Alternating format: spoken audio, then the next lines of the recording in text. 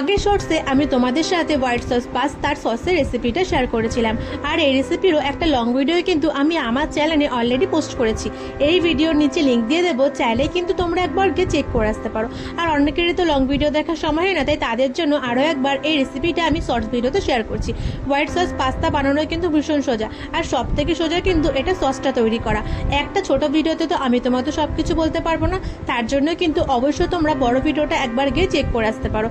আর এটা তৈরি করার জন্য আমি কিন্তু কড়াইতে দিয়ে দিলাম রিফাইন তেল, তারপর তার মধ্যে দিলাম এক টুকরো বাটার। এরপর এর মধ্যে একে একে ক্যাপসিকাম কুচি, পেঁয়াজ কুচি, আদা কুচি, স্বাদ মতো লবণ দিয়ে এগুলোকে ভালো করে ভেজে নেওয়ার পর যে সসটা আমি তৈরি করে রেখেছিলাম তার মধ্যে এটাকে আমি দিয়ে ভালো করে মিক্স করে নিতে নিতে এর মধ্যে দিয়েছিলাম কর্ন, আর সাথে কিন্তু দিয়েছিলাম অনেকটা পরিমাণে চিজ। এই সময় কিন্তু আমাদের গ্যাসের ফ্লেমটাকে একদম মিডিয়াম ফ্লেমে রাখতে হবে। তারপর তার মধ্যে দিয়েছিলাম সিদ্ধ করে রাখা পাস্তা। বাকি ডিটেলস কিন্তু অবশ্যই দেখার জন্য একবার বড় ভিডিওটা গিয়ে দেখে আসতে পারো। টাটা।